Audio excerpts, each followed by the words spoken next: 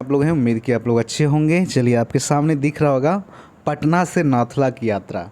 Actually देखिए, जिस तरीक़ा से आप सीटेट में ईवीएस को पढ़ते थे ना, यहाँ पे ठीक इसी प्रकार बिहार जो नियमावली है उसमें सिलेबस जो जारी किया गया बीपीएससी के थ्रू, उन्होंने साफ जाहिर किया है अतुल प्रसाद जी के द्वारा, जो चेयरमैन है बीपीएससी के।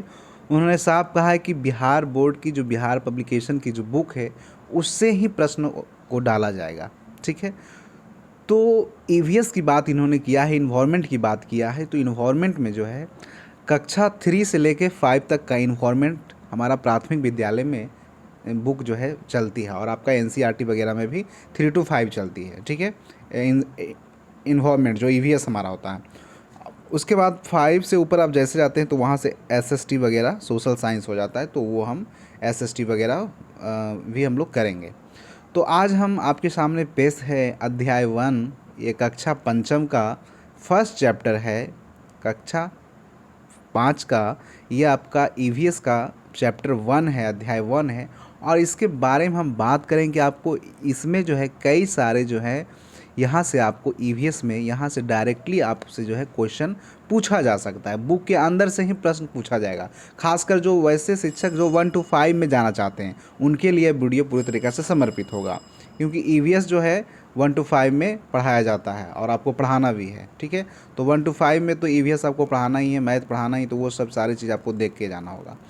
6 to 8 में जो है सब्जेक्ट टीचर हो जाते हैं, तो वहाँ पे भी आप अपना जो आपका सब्जेक्ट है, इंग्लिश है, साइंस है, मैथ है, जो भी है वो आप अपना तैयारी करेंगे बिहार पब्लिकेशन की बुक से ही। ठीक है, क्योंकि आपको बिहार में शिक्षक बनना है तो बिहार पब्लिकेशन बुक का ही आपको पढ़ना होगा। नहीं तो फिर आप मान लीजिए एनसीईआरटी पढ़ के जा रहे हैं, वहाँ पे बिहार का टेक्स्ट बुक से प्रश्न पूछ लिया गया, तो फिर आप कैसे बता पाएंगे? आप सीबीएसई के स्कूलों में नहीं ना बन रहे हैं शिक्षक, तो इसलिए केवीएस वगैरह केंद्रीय विद्यालय अलग है, DSSB की बात अलग है, लेकिन यहाँ पे जो है बिहार बीपीएससी के थ्रू बिहार जो है शिक्षक की बहाली हो रही है।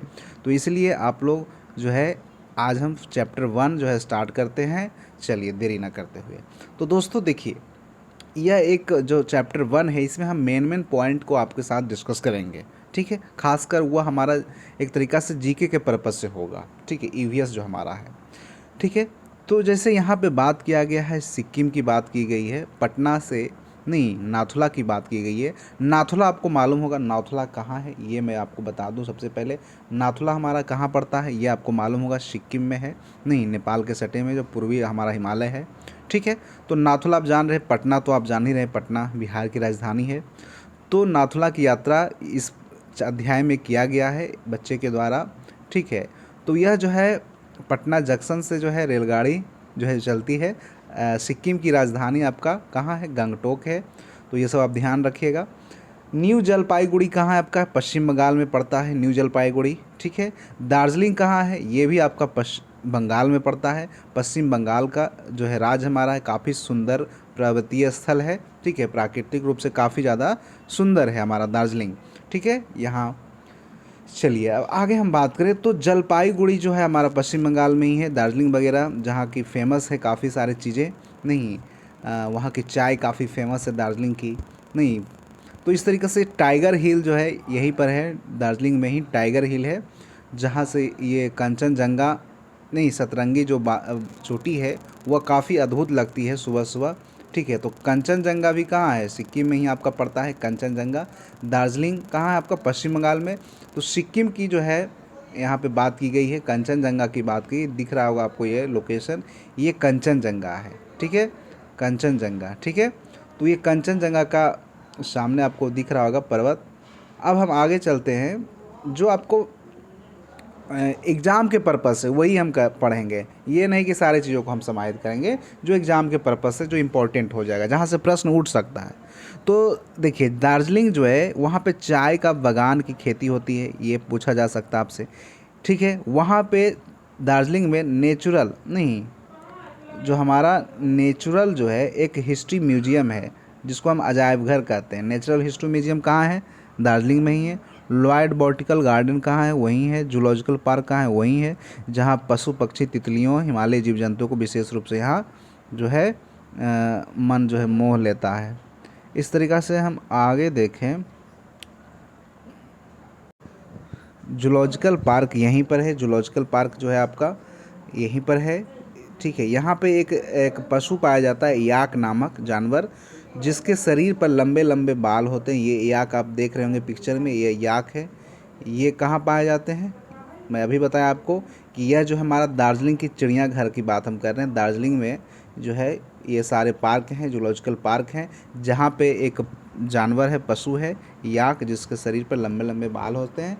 और स्थानीय भाषा की बात करें, सिक्किम के लोग जो स्थानीय जो है वो उनका मानना है, उनका कहना है कि बहुत यह इलाका जो है काफ़ी ज़्यादा ठंड होता है, और इसलिए यहाँ पे जो है जिसका शरीर पे लंबे बाल जो है वजह से याक जो है रहना संभव होता है। ये लंबे बाल के कारण ही यहाँ बहुत ठंड पड़ता है सिक्किम में, ठीक है। तो सिक्किम में जो बहुत ज़्यादा ठंड पड़ता है, तो इसलिए इसके जो बाल होते हैं वो कहीं ना कहीं ठंड को बचाने का काम करता है, ठीक है। तो जानवरों के ऊपर जो बाल होते हैं, यहाँ देखिए चाय में जो है बागान में काम करती महिलाएं। चाय की बागान कहाँ हम बताए थे, अभी दार्जिलिंग की बात हम किए थे।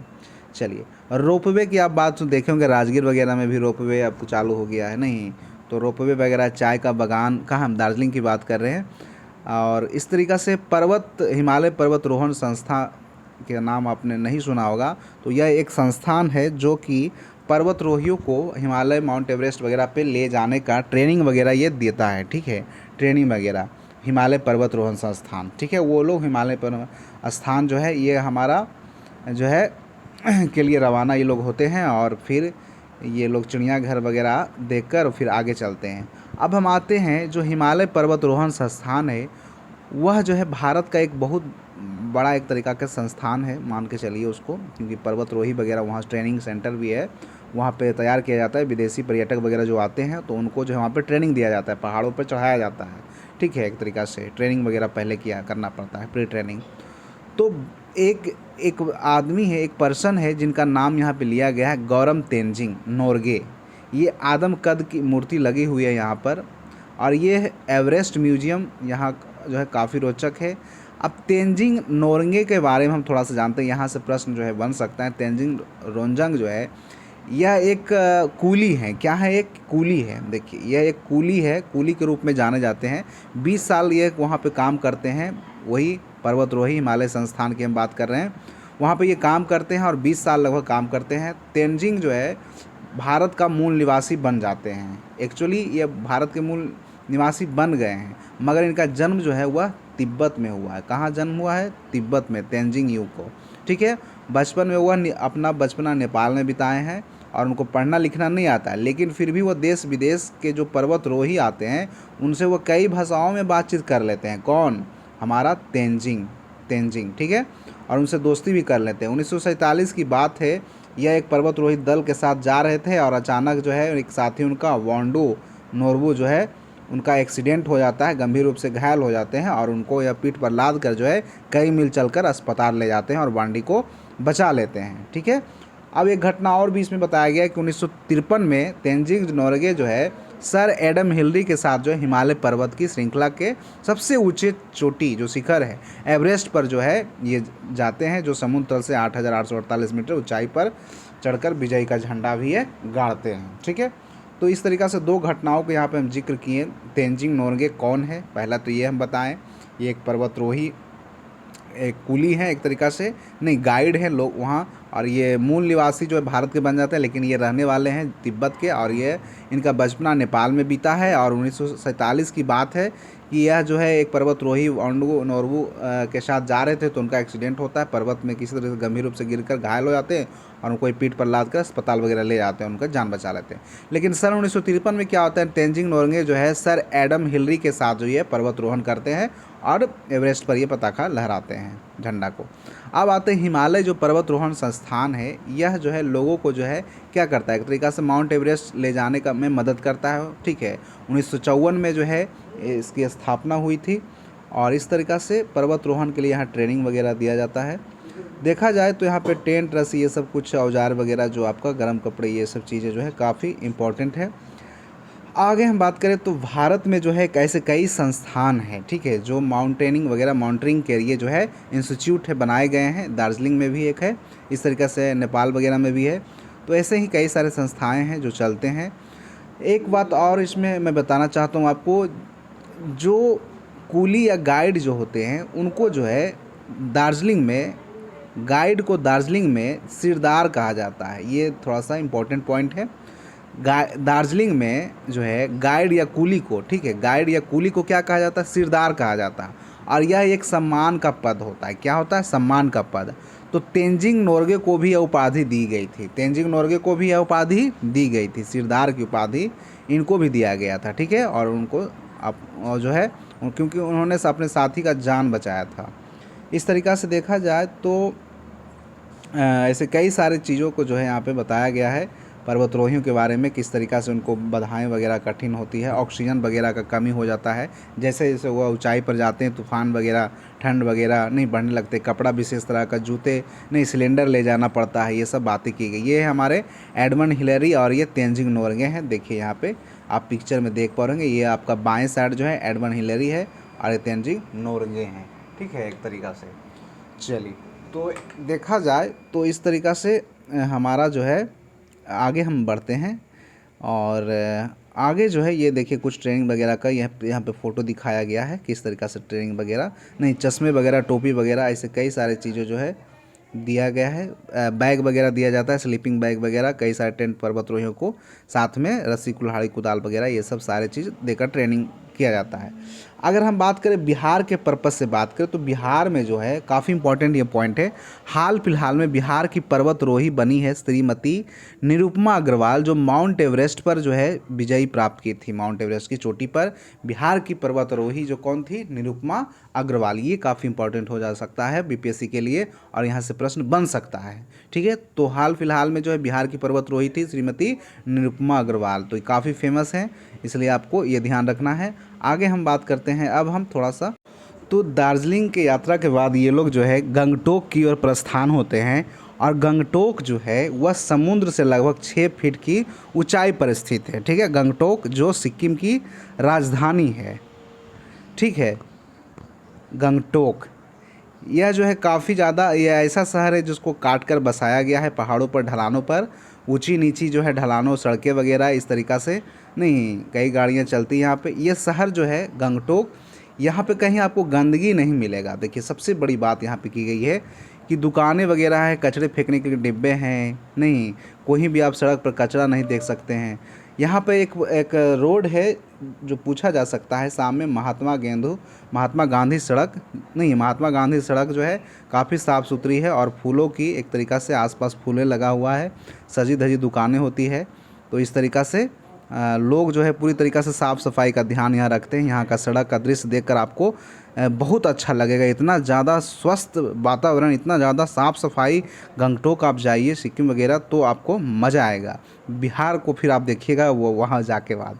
चलिए, तो अब हम आते हैं कुछ और पॉइंट के साथ, छोटा सा और पॉइंट बच रहा है हमारा, उसके बाद हम लेसन 1 को समाप्त कर देंगे।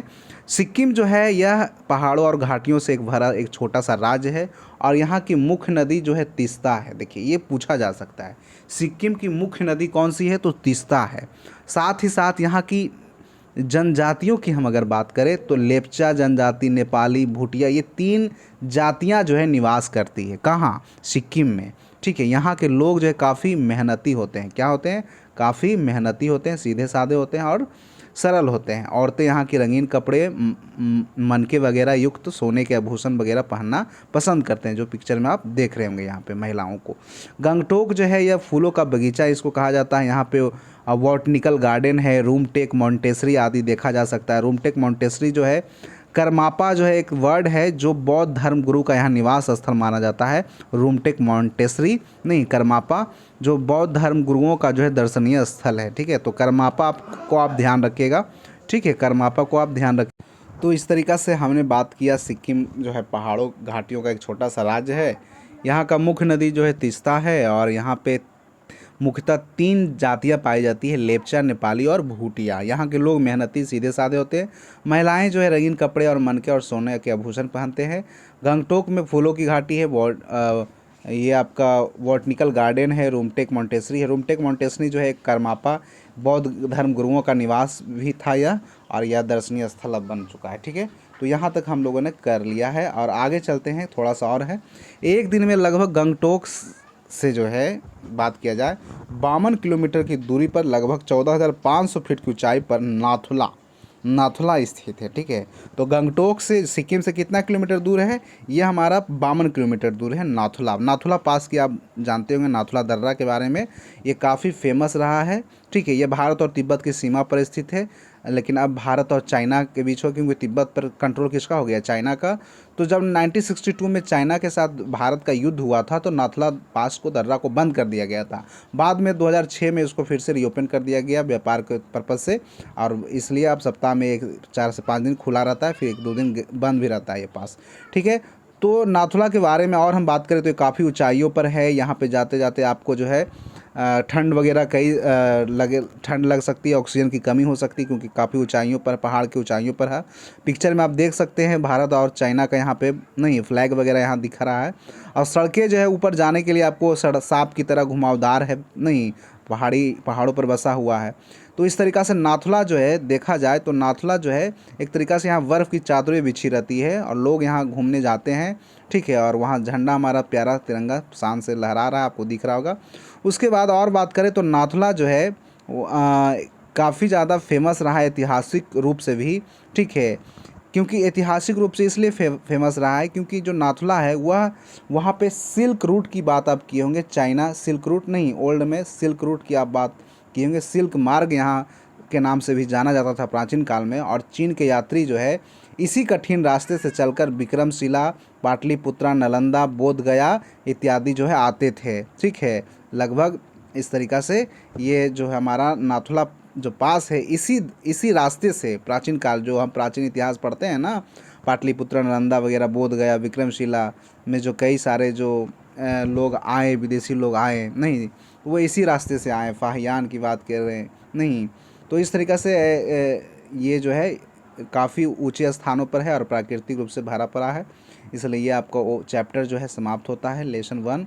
तो मैंने इंपॉर्टेंट चैप्टर आपको ईवीएस का जो है मैंने आपको यहाँ पे बताया। आप लोग एक बार रिवीजन करके आप नोट्स बना सकते हैं, नहीं तो आप हमारे टेलीग्राम चैनल पर टारगेट विद राजीव रंजन पर नोट्स आपको उपलब्ध करा दिया जाएगा। मैंने इसका नोट्स बना रखा है, तो इसलिए आप लोग नोट्स जो है अगर लेना चाहते हैं वीडियो के फॉर्म में तो आपको जो है मिल जाएगा। हमारे Telegram channel target with Rajiv Ranjan search करें, ज्वाइन कर जाएं, वहाँ पे मैं आपका नोट्स शेयर कर दूंगा। ठीक है, तो ये चैप्टर 1 था, अध्याय 1 था, कक्षा 5 का था ये हमारा ईवीएस।